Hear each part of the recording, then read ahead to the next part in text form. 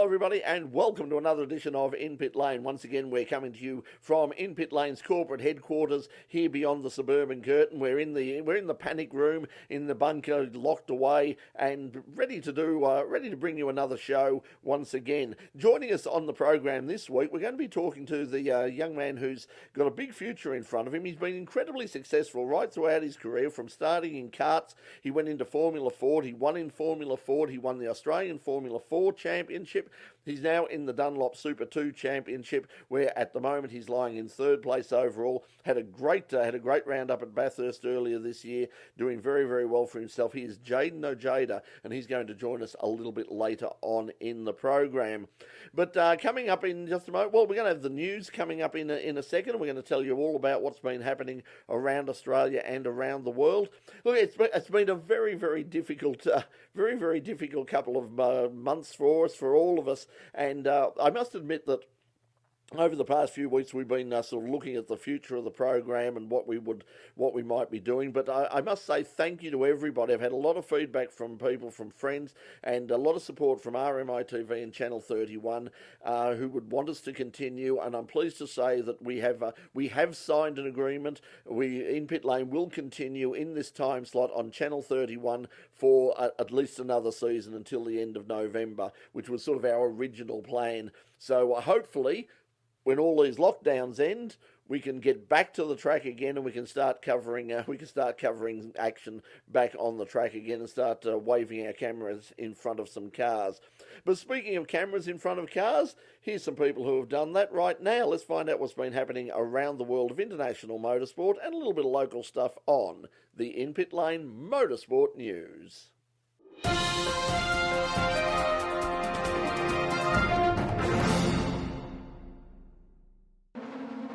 A welcome return to form from Australian IndyCar driver Will Power, who's won the latest IndyCar round on the Indianapolis road course last Saturday.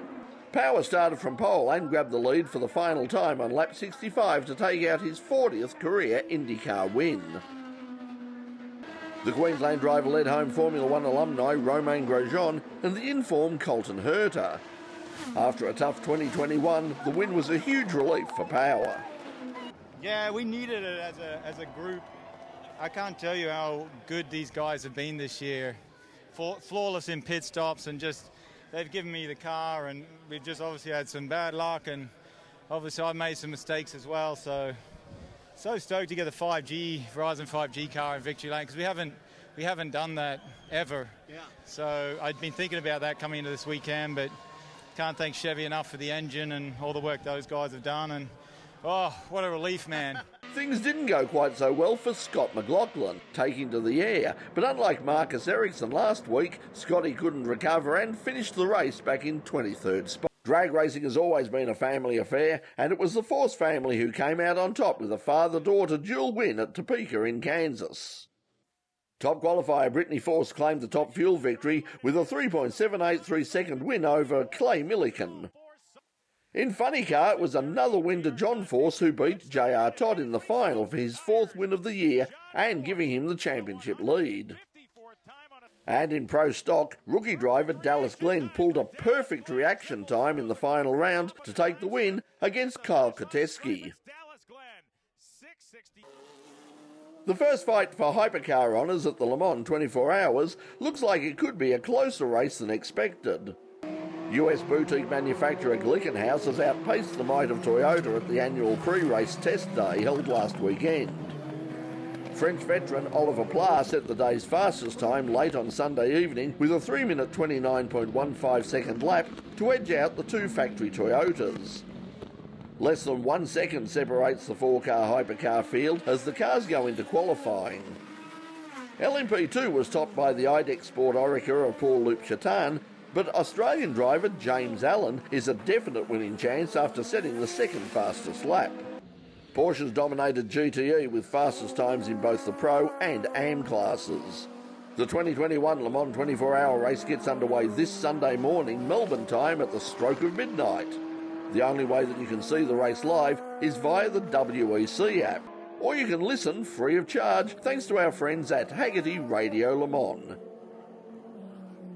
An incredible victory to KTM rider Brad Binder in last Sunday's Austrian Grand Prix at the Red Bull Ring. With only 3 laps remaining, Binder took the lead when he gambled on staying out on slicks as the 5 bikes ahead of him pitted for their wet weather bikes. As the heavens opened, the South African rider crawled around the circuit to somehow hang on for the most unlikely of victories. Frank Bagnaia, one of the riders who did pit, stormed back through the field to take second ahead of last round winner Jorge Martin, who also came from behind to grab third. A win to Raul Fernandez has seen him close in on his championship-leading KTM teammate Remy Gardner. Fernandez boosted his title hopes at the Red Bull Ring on Sunday with a 4th win of the season to move within 19 points of the Australian after Gardner finished 7th, his worst result of this season. And another victim of the current crisis with the confirmation that the Sandown round of the Shannon's National Series in September has been cancelled. The round will be replaced by 2 consecutive meetings at the Bend in South Australia on October 15th to the 17th and the 22nd to the 24th. And that's the In-Pit Lane news for the week commencing Monday, the 16th of August 2021. Guess what? We'll have more news next week.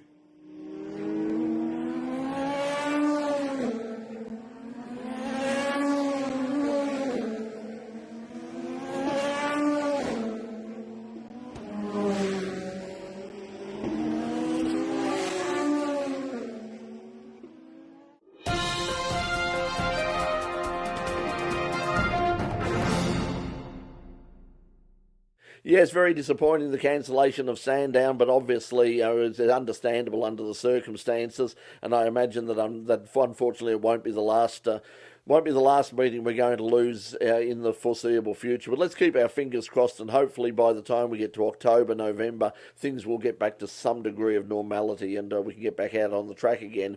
Speaking of getting out on the track, somebody who does want to get back out on the track as soon as humanly possible is our guest tonight. He's currently lying 3rd in the Dunlop Super2 Championship. His name is Jayden Ojeda, and he's going to be joining us right after this break. So stay tuned. You're watching In Pit Lane. We'll be right back. Welcome back to In Pit Lane. Well, joining us tonight is the young man who's currently lying 3rd in the Australian Super 2 Championship. He goes back quite a few years, actually. I was looking at some old footage, some old kart footage from Todd Road years ago, and suddenly there were many familiar names, actually, in that particular race, and his was one of them. He's had a great career in both karting and then moved into Formula Ford, won the Australian Formula 4 Championship, and is now part of that tidal wave of talent that is waiting to break through from the Super 2 Series to get up into the main game.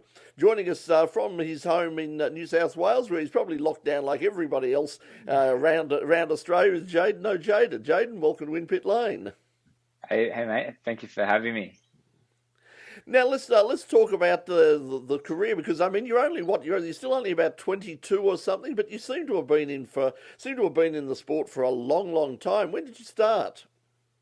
Yeah, what would this be? This will probably be year 15 of racing now. I started off in go-karting and then did that, as you said, up until a fair while, and probably about 2015 would have been my final year, and obviously went up through Rotax, CIK, did a lot of classes and represented Australia, won Australian championships in that, and obviously raced a lot of the guys I'm racing with on the track now as well, which is cool. Jumped into Formula Ford, did 3 years of that with Michael Borland down in Melbourne, 1 year of state in Victoria, and then 2 years of national. Then a year of Formula Ford where I claimed the trophy, and then Super 3 where I claimed the second place trophy, and then obviously in Super 2 now for my second season. Now you're currently, as I said, contending the Super 2 Championship. You came through from basically the traditional way through karts and that whole sort of stepping stone. Now that some people are making the jump now, we've seen kids coming straight out of kart. People like one of our recent guests on the program, people just jumping straight out of karts into S5000 and that sort of thing. What do you think is the best way of going? Do you think the way that you've done it, like taking each one step at a time and learning your craft over a few years, or do you think you can sort of just jump in at the deep end and jump into those major categories? Look, I mean, no one knows the best way to go about it, and that's why you've got so many categories, because people have different opinions on what they think the next stepping stone should be. And We went about it the way we did because it's what seemed reasonable for us. But, people will go about it different ways. And, the guys that make the big jump up the grid, they might not be making the results early on in their career like they might want to, but, they might cut a couple of years out in the process, just, almost leapfrogging the ladder system. We've enjoyed it the way that we've done it. Obviously, I've basically raced at the front of every category that I've raced in and, contended for championship and race wins every single time I've gone on track, which, instead is I think led me up to the position I'm in and the support that I've got as well.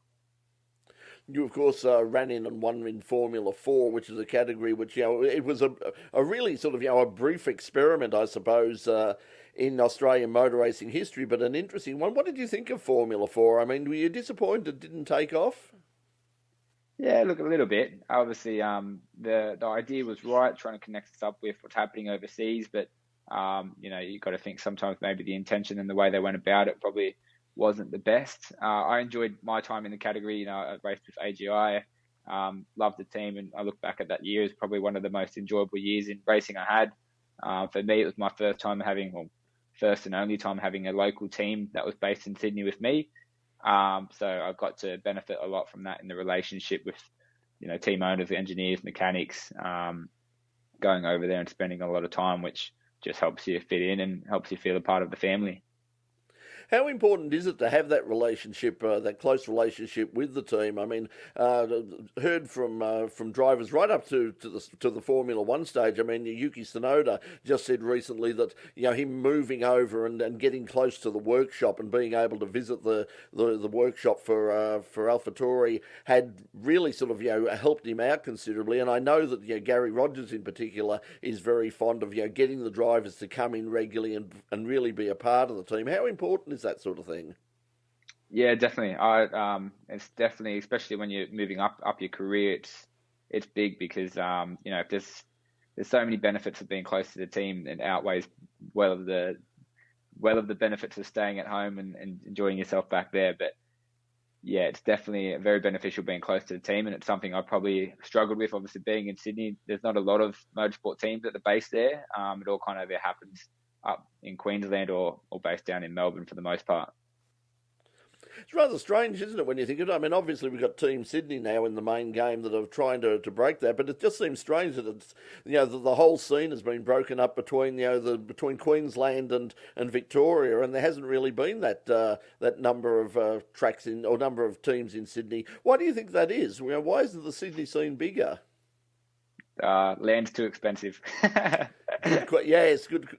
Yes, good Probably. answer. I think you're probably right, and I hadn't thought of that, but you're probably very right there. That's for sure. So right now, you're running in the Super 2 Championship, and you're running in the Nissan Altima, which of course is a different car. Give us your response to that. I mean, how's that car feel? I mean, it seems to be still going very, very well. It's very competitive in Super 2. What sort of a car is it to drive? Yeah, it's different. Obviously I've tried a few car of the futures now. I did the GRM 1000 last year with Gary, and that was in the Commodore, and tried my hand at a few other cars as well. So the Nissan's definitely set up, and it feels a lot different on track, but it just means it's got different strengths and weaknesses to everyone else. I really enjoy it on track, and it takes a little bit of getting used to, like any car, but once you kind of figure out what you need to do to make it fast, it's a fun car to drive, and I really, really enjoy driving it. Obviously, it's a very frustrating year for everybody this year. But how do you think this broken year and the situation we find ourselves in at the moment? How do you think that's going to affect you long term? Do you think this will have any long term effect on your career? The fact that you haven't been able to get behind the wheel on a more regular basis. I hope not. But yeah, look, that's the unfortunate thing. Like, I can't even plan a week ahead, let alone a couple of years in advance. It's just such a tough time to predict where anything's going to happen. Like, after the Townsville event, I actually didn't go back to home, and I still haven't been home. So I've actually called Southeast Queensland home for two and a bit months now. And that's just because you just don't know what's going to happen in Sydney. And with there being such a limited teams and personnel being based in Sydney, it's a bit of a tough situation where if Melbourne goes into lockdown, obviously there won't be any motorsport happening, and same story with Queensland. So the sad side of not being many people based in Sydney is that you might get left behind if you're stuck there whilst everyone else is out enjoying a bit of freedom. So yeah, it's definitely just going to be a tough one to predict for the years to come, and especially this next year. I mean, although Winton's a fair way away, you've got to throw a few question marks of what's going to happen with Australia and the world in the next couple of months. Well, we know one thing I can predict is that we've got to take a commercial break right now here on In Pit Lane. But when we come back from the break, we'll be joined once again by our special guest Jayden Ojeda. Don't go away. You're watching In Pit Lane right across Melbourne and Geelong on Channel 31. Don't go away. We'll be right back. Welcome back to In Pit Lane. Well, our special guest tonight is young Dunlop Super2 driver Jayden Ojeda. And Jayden currently in third position in the championship. I mean, all going according to plan. How many rounds of the championship are planned to go ahead anyway?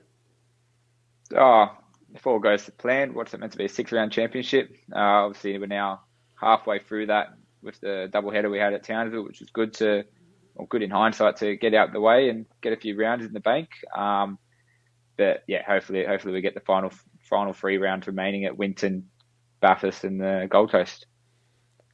I mentioned at the start of the interview, the tidal wave of talent that is in the Super 2s at the moment. I mean, we're seeing the next year Thomas Randall is going to make the move up to the main game. But it is a bit of a logjam at the moment. I mean, how frustrating is it for guys like yourself having a look and seeing these guys hanging around and not having that pathway to be able to get into the top category? I mean, what are your plans short term if you can't make the move into the main game next year? I mean, how long do you stay in Super 2, or do you start looking at other options? Look, I think I've still got plenty of time left. It's only my second year of Super 2 now, and I've had a very good year last year and a good year this year, so it's always good to be up the front. Obviously, you're always trying to look to extend and push that limit a little bit further, whether it's how much you're in the car, where you're in the car, what you're doing. So, look, we're trying to see what we can work out for next year, and obviously the goal is to get into the main game full time in the not too distant future, but you just can't rush it at any opportunity. You've got to make sure it's the right one for you and right one for your career, and it's going to make sure that it's going to give you a long career at that. What about other options? Are you looking at the possibility of other options apart from the main game? I mean, there are lots of things opening up, not just nationally, but also internationally, in things like GT3 and sports cars. Have you looked at those options as well? Yeah, look, you're obviously always open to any option that is going to present itself, and you just got to make sure it's the right one for you. But I'd love to go overseas and race over there, but I think it's enough of a challenge trying to get to overseas at the moment. So you just can't predict it too fast. So we'll just see what works out and what will be best for me in the future. Well, you're certainly doing well right now with the Nissan in Dunlop Super 2. You're also have you completed your studies, or are you still studying? Still studying. Still pumping it away. I've dropped back to part-time now, doing uni, just with a bunch of other stuff that I've obviously got going on as well. I do a fair bit of driver coaching and instructing work to keep myself busy as well. And obviously I do a fair bit of work to manage all my sponsors and my own partnerships. How important is it to have that to fall back on? It's a business and communication course, I believe, is it? Yes, I'm doing business and communications at the moment. And at the time when I went into it, it was to basically gather a better understanding of how the marketing and sponsorship worked, which I feel it's helped me a lot. But now you obviously look at it, and there's obviously a good fallback option there of what happens if this doesn't work out, and you need something that's eventually going to put some bread on the table. With all your experience, I mean, despite being so young, I mean, we have lots of young karters watching the program every week. For those kids who are just starting, both the boys and girls who are ready to get involved and are looking for a long-term future in motorsport, what would you say to them now? I mean, what's the plan for them? What should they be doing if they want to get to where you've eventually got to? That's a bit of a tough one, I remember when I was growing up and I was watching people in Super 2 and supercars, and I thought that was so far unattainable, and I thought I'd never even get close to that. So to obviously be racing in Super 2, that's let alone a dream of mine, which I've achieved. So it's just basically having that open mind, and whatever comes up, don't think too negatively of it, and just taking every opportunity as it comes and trying to exceed yourself as best you can. Well, you've certainly done very well for yourself, as I said, over the years. As you said yourself earlier, I mean, you've had success pretty much in every single category that you've been in so far, and no doubt, when you do get that opportunity to move to the main game, I believe you'll have plenty of success there as well. Thanks for joining us this week. Best of luck for the rest of the year. However many rounds of racing we have to go, let's keep our fingers crossed and let's hope we get all the rest of the season in. But for now, Jayden Ojeda, thanks for joining us in Pit Lane. No worries. Thanks, mate. The show may be over, but the motorsport chat continues with Full Course Yellow, the In Pit Lane after party. We're on the In Pit Lane YouTube channel live most Thursday nights at 9:30, straight after In Pit Lane here on Channel 31. So, why not join us? Yes, I hope that you will continue to watch after the program on Full Course Yellow. Flick on over to the In Pit Lane YouTube channel, also on the Facebook page as well, and become a part of the program. It's sort of your program. You ask questions, you make comments, and we sort of respond to them. I mean, that's the way it works. I mean, it's a two-way street. There's a little bit of work for both of us to do. But let's face it, you're not going anywhere else at the moment, are you? Unfortunately. Now, speaking of going somewhere else, next week, we're not going anywhere else. We're going to be here same time, same bat channel next week here on Channel 31. And hopefully next week we're going to be talking about super trucks, I believe. We're going to find stadium super trucks. We're going to find out all about them next week on the program, as well, of course, all the news from the Le Mans 24-hour race. It's going to be a big week for me and big weekend for me coming up. Love the Le Mans 24 hours, and you're really looking forward to that. So until we see you next week, look, stay safe. You know, if you haven't had the vaccination yet, I know you're probably sick to death of people saying it, but please have the vaccination for better. It is the only way that we're going to have any chance at all of getting out of this mess at the moment. So if you can get it, get it. Okay, that's all the time we've got for you this week. Until we see you again next week, from all of us here at In Pit Lane. Why am I saying from all of us? It's me in my spare bedroom at the moment. It's very frustrating. From me to you. Bye for now.